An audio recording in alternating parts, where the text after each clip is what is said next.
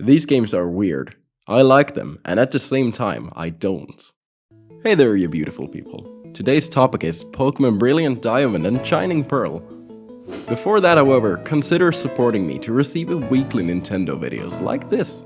Minor backstory, but the original Pokemon Diamond and Pearl games were my first experience with the Pokemon games. My entry point, if you will. I loved them back then, and I still remember them fondly. And due to nostalgia and, well, the games just being good, I naturally hold them in high regard. Understandably, I, as everyone else, want the remakes to not disappoint. I mean, when the day came of the announcement, I felt excitement and worry at the same time. A feeling I think loads of you shared with me. Oh! Oh! Oh! Oh! What?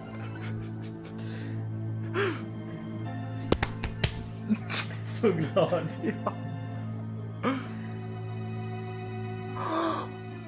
Oh my god, dude. Flashback kör ju innan It's brilliant, so what's more? Why fan? So then, with the game being set for a November 19th release date, I want to share what I think now about these games, since they've changed a lot since the announcement.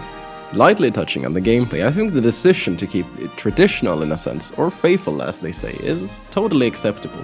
It's playing it safe certainly, and it's a bit boring to some, but I'd rather have this than Dynamaxing being forced into the game. What I'm bummed out about though is that Mega Evolution seems to not be present as well, which is, well, again, just a bit boring. Surprising no one, I loved Mega Evolution, and especially when comparing these remakes to Omega Ruby and Alpha Sapphire, it just seems like this was a missed opportunity. To me, Mega Evolution felt really natural and added a lot of fun new tactics into the main game. Otherwise, I see no real problem in keeping the camera locked as is, and well, basically making the same game again. The real problem for me, instead, is the price for such new little content. But hey, I don't mean to say that there's nothing new. As you know, since the originals, we got the new fairy type, and also the underground has gotten expanded a lot more. Now renamed the Grand Underground, secret bases, and the classic fossil digging gameplay is back, along with a new area called the Pokemon Hideaways. And well, the hideaways really do seem like a good way to let trainers catch new Pokemon and, well, other less fun Pokemon in the originals. Oh yeah, I'm looking at you, Feebas. And well, yeah, contests are back as well, which I never really cared for in the first place, but whatever, it's cool to have them back. Oh, and capsule decoration is here, so the game is pretty much perfect at that point. I love that even following Pokemon and the ability to change clothes are back again from ORAS, and as well, every new Pokemon game too, but you get my point. So the gameplay seems really cool and all, like the originals, but small tweaks and expansions here and there really. So then the big controversy was, and I guess still is, around the graphics, which, well, look, fine. They aren't bad by any means, it's just that they feel maybe a little too cheap. The biggest argument I hear is the choice of chibi characters, and especially the early look of the game resembling something like a mobile game. I would like to say I really don't see the bad thing about having chibi characters. I will also say that I prefer the ORAS chibi style far more. It's really not a downgrade in terms of visuals, but I completely understand that it isn't living up to the full potential, so to say. Again, this is just a safe and boring move, honestly. And well, I suppose that summarizes my main thought about the games.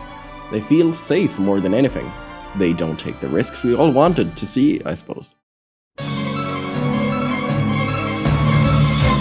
Now the game looks better nowadays, sort of.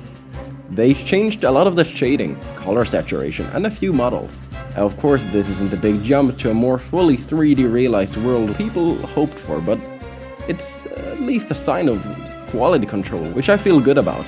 Especially since this isn't Game Freak developing these games. And well, I've talked about how I feel regarding Game Freak before, so if you want to hear that, just tap the card on the top right. Anyhow, yeah, I feel good generally about the fact that we actually saw changes in the game's visuals before release.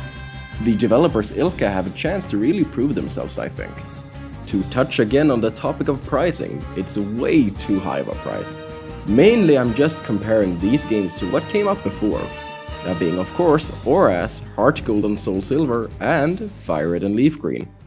BDSP aren't what I'd call bad games per se, they're safe reworks of old DS games, and the amount of stuff added really doesn't live up to the standard set by the predecessors. Especially Heart Gold and Soul Silver, as you all know, with it featuring the entirety of Kanto as a post-game. I can see BDSP being worth around 40 euros or, well, $50, but the full price of a Switch game really doesn't go all that well with me.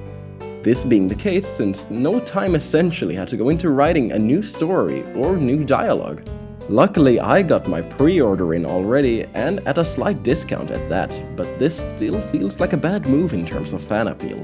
In terms of profitability, it really shouldn't be surprising since, you know, Nintendo ain't the best with pricing stuff, and especially not with discounts. Jesus Christ, Breath of the Wild is still at full price. When discussing the value of a product, it's important to think of the context. Whereas someone might feel satisfied with the amount the game provides, some may feel different. I stand on my point that the mere fact that this game plays it so safe, it really is a bit overpriced. Get it down a notch and we have a winner. And really, BDSP is just the step to Legends Arceus, so I suppose it makes sense that the DS remakes shouldn't catch all that much attention in order to hype up the supposed real next-gen Pokemon game. It truly feels like a missed opportunity not to include the Platinum content.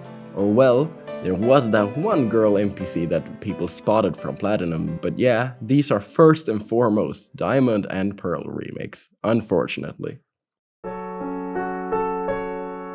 The best case scenario I see happening is that we get a sort of Delta episode thing with Giratina. Oh, and if you don't know by any chance what the Delta episode is, then let me tell ya, it's more or less a reimagined post-game event, or as used to reference Pokemon Emerald. The Delta episode really was something special, I felt, introducing a new storyline and a fan-favorite character by the name of Zinnia. Not to go completely off topic, but yeah, a Delta episode-like thing but longer for BDSP is something I'm hoping for. Oh, and maybe even connect the unused Arceus event in some way too. Just avoid putting Giratina back in the Turnback Cave to do nothing again. And since someone will mention it if I don't, sure, let's get the Battle Frontier hype going. I personally don't find it all that fun, but I can see the appeal everyone seems to have for it. So yeah, don't skip out on it like last time. And that's it, people. Whether you're hype or not, I thank you for watching so much. It truly means the world to me. Have a good one.